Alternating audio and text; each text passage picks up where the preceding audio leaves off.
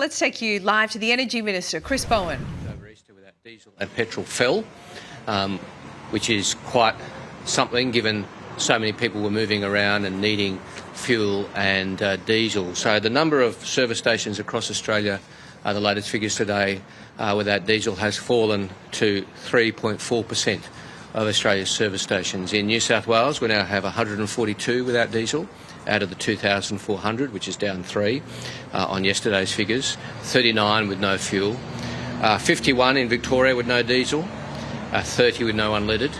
That's out of 1,700 service stations. Queensland 38 with no diesel and 32 with no unleaded. South Australia 9 without diesel and 5 with no unleaded. Western Australia 19 without diesel and 29 with no unleaded. Tasmania 7 and 7. Northern Territory 4 and 4.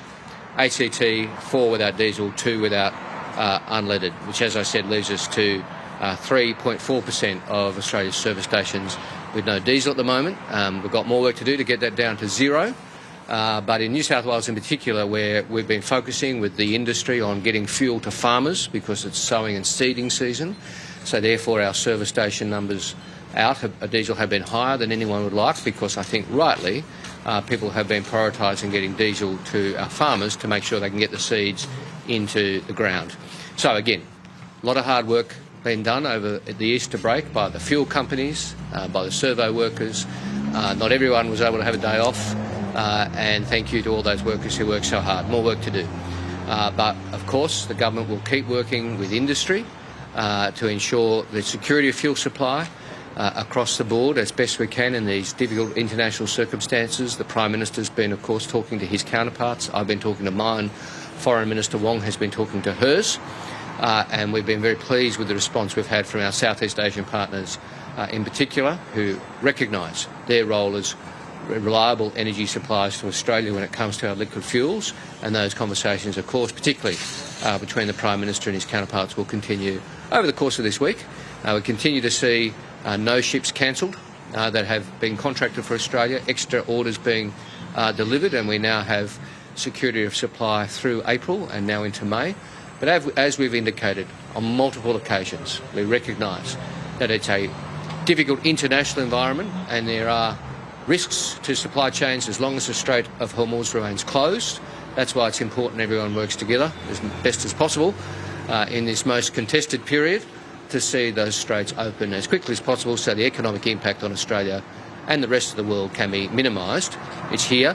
It will be here for a period of time, but obviously we want to see it return to more normal transmission as quickly as possible. Happy to take questions. Lachlan first and then I'll go here. The construction industry, we've already heard about lack of capacities, the impact that's had on PVC. Might be now more concerns that the fuel shock will have a wider impact on the supply chain for construction materials. Are you concerned that this is another barrier to hitting federal government housing targets, and do we need to revise those targets down? Well, it doesn't help, of course, any shock to any international supply chain. When we passed the legislation last week to allow Export Finance Australia to support imports, we made it about fuel. We also said any other good suffering supply chain, and in the instructions from Minister Don Farrell and myself to EFA, we have highlighted fertiliser off the bat. And EFA has been in discussions with fertiliser companies about imports. We'll give further updates on that as that evolves. But we also said other goods which are suffering supply chain disruptions, and it's certainly something that the government will continue to look at, whether we need to give extra support to PVC imports, for example, because the fundamental point you're making is correct in that PVC piping has to go into the house or the construction early. You can't build the rest of the house and come back and put the PVC piping in. So we are alive to that challenge and working closely with the industry. Yeah. Back this way told Sky News yesterday that Japan, South Korea and Malaysia are given assurances regarding fuel supply. However, the closure of the straits today will have a significant impact on the Asian refineries' capacity to get through oil. So when will that start impacting supply? Well, of course, Matt is right. The governments have been very clear with Australia that they recognise their role as reliable energy suppliers. It's also the case, though, that those refineries will come under pressure as oil imports through the Straits of Hormuz are necessary to make fuel. The important thing is that they have indicated that they have no intention of banning exports. They will work with their suppliers and with their partners like us, not just us, but like us, to make that fuel supply as reliable as it can be. They're also diversifying supply of oil, so they're getting oil from other sources like the United States, Mexico, other places, which is good.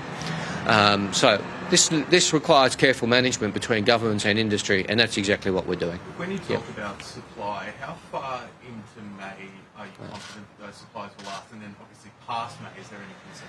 Well, every day that goes past with more orders being made and more fuel being delivered, that takes the confirmed order book forward. And that's a good thing. And we're now, a bit into April, and we have secured, contracted, legally binding supply well into May now.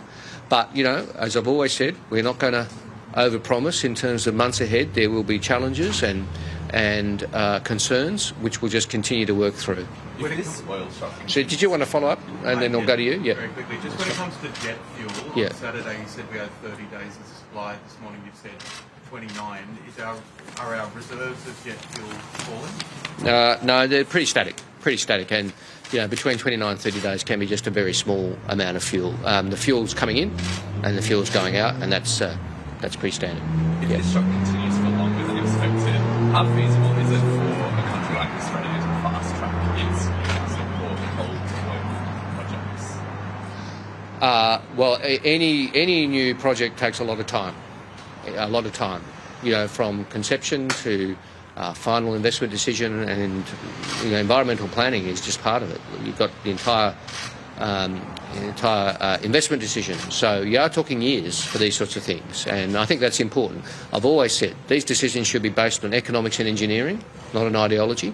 That's my approach. That's the government's approach.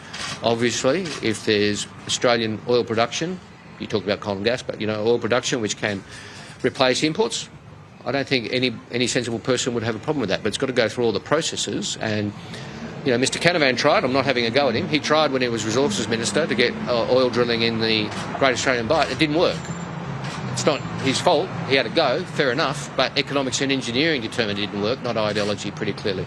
Yep. Trump's message on True Social this morning, I know you've spoken about beach, but if we're all concerned that if he follows through with one of these threats, that will have an impact on the stability of the crisis.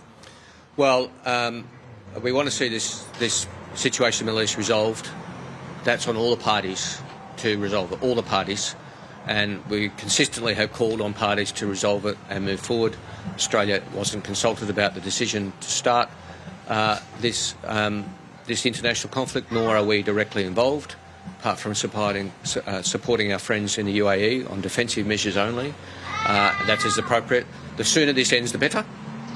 Prime Minister's made clear we'd like to see more clarity on US objectives and how they are seeing those objectives being met, so that we can return to a more normal economy as quickly as possible. Minister, just on targets again, some estimates have us tracking about 200,000 below the yearly benchmark we need to be at. In what? For what? Homes built again. Oh, sorry. Okay. Sorry, you're moving about a bit. Sorry. Oh, sorry. Yeah, housing afford target. Yeah.